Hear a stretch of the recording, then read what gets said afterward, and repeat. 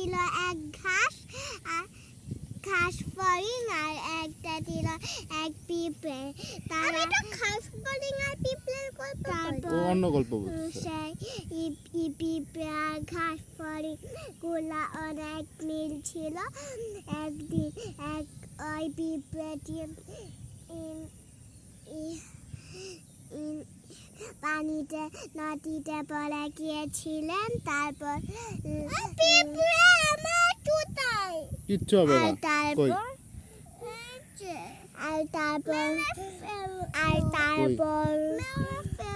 হচ্ছে সেই ফড়িংটা তাকে বাঁচালো। তারপর সেই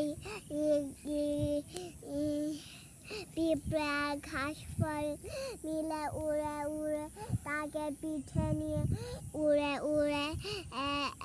অনেক দূর কোথাও চলে গেলুন। তারপর সেইখানে ওরা বাস করতে লাগলুন। তারপর সেইখানে বাস করতে করতে তারা অনেক মিল হয়ে গেছিলেন, আরো অনেক মিল। তখনকার কথা, তখন অনেক আগে কথা ছিলেন। তখন আমরা সবাই মিলে নদীতে গিয়েছিলাম। তখন কার কথা, তখন আমরা সবাই যে আমার জন্য ঘাস ফড়িং এর কথা বললেন। এইটা বলেছিলেন পিঁপড়া।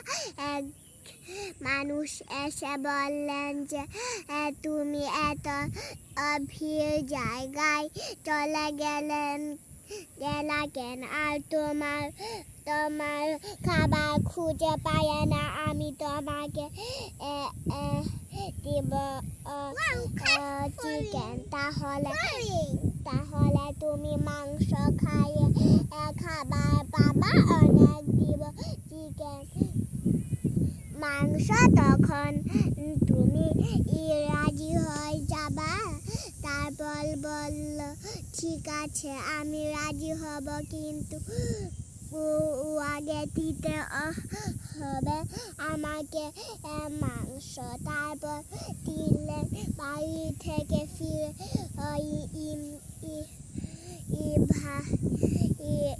মানুষটি, সেই ছেলেটি, তারপর তার মা এসে বললেন তুমি এত খাবার পাইলা কে? তখন ওই ঘাস ফড়িং আর ওই পিঁপড়ে খুব মিল হলে সেটাও উনি মাকে বলেছিল। তারপর হচ্ছে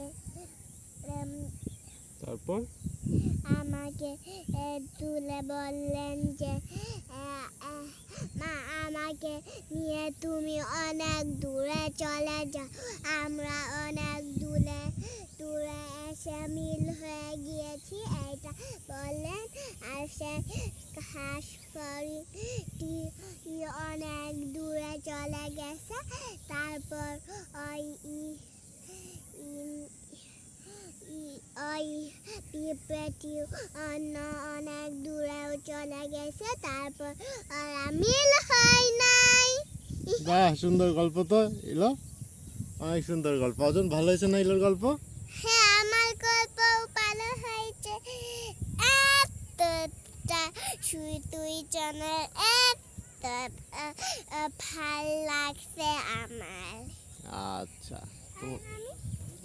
আর আমারও অনেক ভালো লাগছে গল্পটা বলতে।